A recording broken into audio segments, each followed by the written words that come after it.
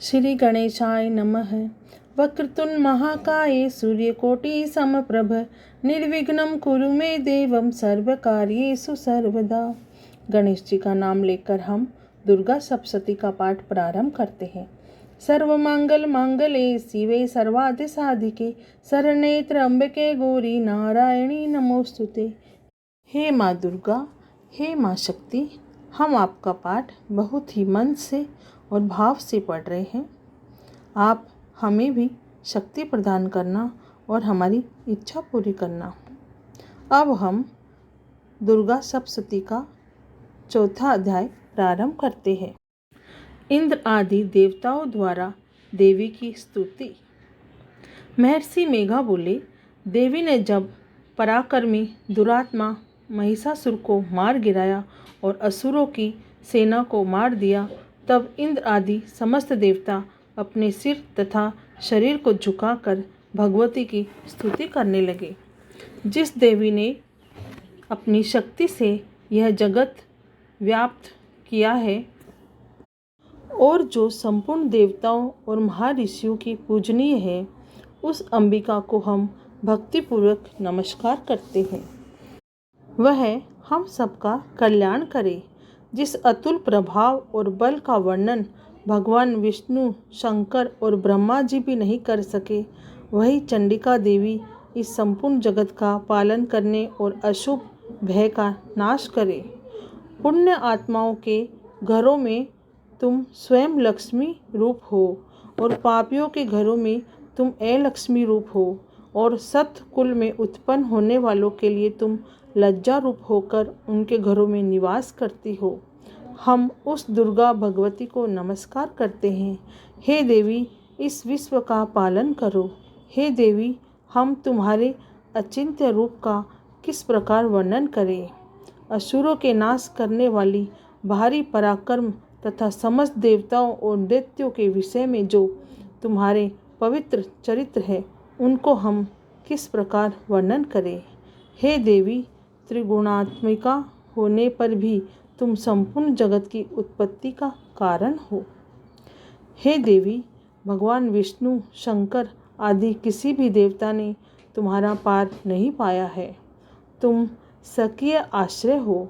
यह संपूर्ण जगत तुम्हारा ही अंश रूप है, क्योंकि तुम सकीय आदिभूत प्रकृति हो। हे देवी, तुम्हारे जिस नाम के उच्चारण से संपूर्ण यज्ञों में सब देवता तृप्ति लाभ करते हैं, वह स्वाहा तुम ही हो। इसके अतिरिक्त तुम पितरों की तृप्ति का कारण हो, इसलिए सब आपको स्वधा कहते हैं।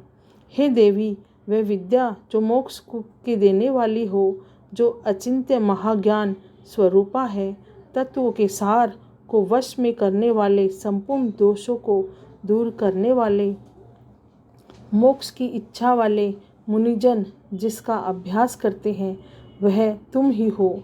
तुम वाणी रूप हो और दोष रहित ऋग और यजुर्वेदों की एवं उद्गीत और सुंदर पदों के पथ वाले सामदेव की आश्रय रूप हो।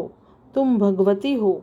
इस विश्व की उत्पत्ति एवं पालन के लिए तुम वार्ता के रूप में प्रकट हुई हो, और तुम संपूर्ण संसार की पीड़ा हरने वाली हो। हे देवी, जिससे सारे शास्त्रों को जाना जाता है, वह मेघा शक्ति तुम ही हो, और दुर्गम भवसागर से पार करने वाली नौका भी तुम ही हो। लक्ष्मी रूप से विष्णु भगवान के हृदय में निवास करने वाली हो। भगवान महादेव द्वारा सम्मानित गौरी तुम ही हो। मंद मुस्कान वाले निर्मल पूर्ण चंद्र बिंब के समान और उत्तम सुवर्ण की मनोहर कांति से कमनीय तुम्हारे मुख को देखकर भी महिषासुर क्रोध में भर गया। यह बड़े आश्चर्य की बात है। और हे देवी, तुम्हारा यही मुख जब क्रोध से भर गया तो उदय काल के चंद्रमा की भांति लाल हो गया और तनी हुई भुवों के कारण विकराल रूप हो गया। उसे देखकर भी महिषासुर के शीघ्र प्राण नहीं निकल गए। यह बड़े आश्चर्य की बात है।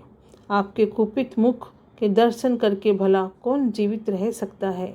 हे देवी, तुम हमारे कल्याण के लिए प्रसन्न हो। आपके प्रसन्न होने से इस जगत का अभुद्य होता है।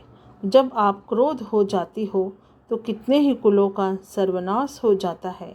यह हमने अभी अभी जाना है कि जब तुमने महिषासुर की बहुत बड़ी सेना को देखते देखते ही मार दिया।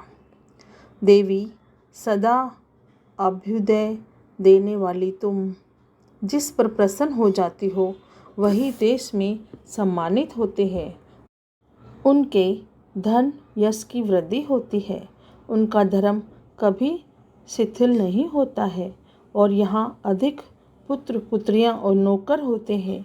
हे देवी, तुम्हारी कृपा से धर्मात्मा पुरुष प्रतिदिन श्रद्धापूर्वक यज्ञ करता है और धर्मानुकूल आचरण करता है और उसके प्रभाव से स्वर्गलोक में जाता है, क्योंकि तुम तीनों लोकों में मनवांछित फल देने वाली हो।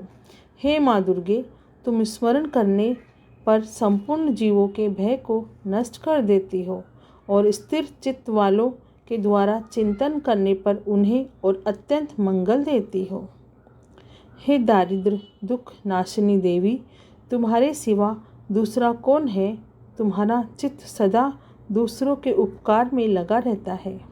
हे देवी, तुम शत्रुओं को इसलिए मारती हो कि उनके मारने से दूसरे को सुख मिलता है। वह चाहे नरक में जाने के लिए चिरकाल तक पाप करते रहे हो, किंतु तुम्हारे साथ युद्ध करके वे सीधे स्वर्ग को जाएंगे, इसलिए तुम उनका वध करती हो।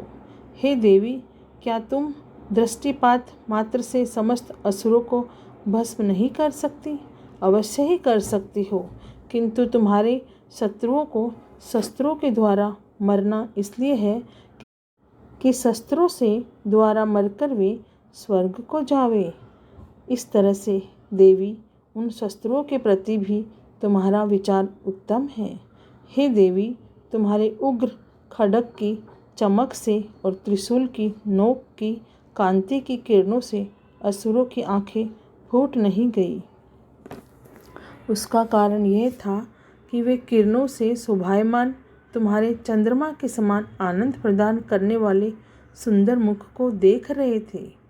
हे देवी, तुम्हारे शील बुरे वृत्तांत को दूर करने वाले हैं और सबसे अधिक तुम्हारा रूप है जो न तो कभी चिंतन में आ सकता है और न ही कभी दूसरों से कभी तुलना की जा सकती है। तुम्हारा बल व पराक्रम शत्रुओं का नाश करने वाला है। तुमने शत्रुओं पर भी दया प्रकट की है। हे देवी, तुम्हारे बल की किसके साथ बराबरी की जा सकती है तथा शत्रुओं को भय देने वाला इतना सुंदर रूप भी और किसका है? हृदय में कृपा और युद्ध में निष्ठुरता, ये दोनों बातें तीनों लोकों में केवल तुम्ही में देखने आई है। हे माता, युद्ध भूमि में शत्रुओं को तुमने उन्हें स्वर्गलोक में पहुंचाया। इस तरह तीनों लोकों की तुमने रक्षा की है तथा उन उन्मत्त असुरों से जो हमें भय था उसको भी तुमने दूर किया है। तुमको हमारा नमस्कार है। हे देवी, तुम शूल तथा खड्ग से हमारी रक्षा करो तथा घंटे की ध्वनि और धनुष की टंकार से भी हमारी रक्षा करो। हे चंडिके, आप अपने शूल घुमाकर पूर्व पश्चिम उत्तर तथा दक्षिण दिशा से हमारी रक्षा करो। तीनों लोकों में जो तुम्हारे सौम्य रूप है, घोर रूप है, उनसे हमारी रक्षा करो तथा इस पृथ्वी की रक्षा करो। हे अंबिके, आपके कर पल्लवों में जो खड्ग है, शूल और गदा आदि शस्त्र शोभा पा रहे हैं, उनसे हमारी रक्षा करो। महर्षि बोले, इस प्रकार जब सब देवताओं ने जगत माता भगवती की स्तुति की और नंदनवन के पुष्पों तथा गंध अनुलेपनों द्वारा उनका पूजन किया और फिर सबने मिलकर जब सुगंधित व दिव्य धूपों द्वारा उनको सुगंधि निवेदन की, तभी देवी ने प्रसन्न होकर कहा, हे देवताओं, तुम सब मुझसे मन वांछित वर मांगो। देवता बोले, हे भगवती, तुमने हमारा सब कुछ कार्य कर दिया है। अब हमारे लिए कुछ भी मांगना बाकी नहीं रह गया है, क्योंकि तुमने हमारे शत्रु महिषासुर को मार डाला है। हे महेश्वरी, तुम इस पर भी यदि हमें कोई वर देना चाहती हो तो बस इतना वर दो कि जब जब हम आपका स्मरण करें तब तब आप हमारी विपत्तियों को हरण करने के लिए हमें दर्शन दिया करो। हे अंबिके, जो कोई भी तुम्हारी स्तुति करे तुम उनको वित्त, समृद्धि और वैभव, धन के साथ उनके धन और स्त्री आदि संपत्ति बढ़ावे तथा सदा हम पर प्रसन्न रहे। महर्षि बोले, हे राजन, देवताओं ने जब जगत के लिए तथा अपने लिए इस प्रकार प्रश्न किया तो बस तथास्तु कहकर देवी अंतर्ध्यान हो गई। हे भूप, जिस प्रकार तीनों लोकों का हित चाहने वाली वह भगवती देवताओं के शरीर से उत्पन्न हुई थी, वह सारा वृतांत मैंने तुझसे कह दिया। और इसके पश्चात दुष्ट असुरों द्वारा शुंभ निशुंभ का वध करने और सब लोगों की रक्षा करने के लिए जिस प्रकार गौरी देवी शरीर से उत्पन्न हुई थी वह सारा वृतांत मैं यथावत वर्णन करता हूँ।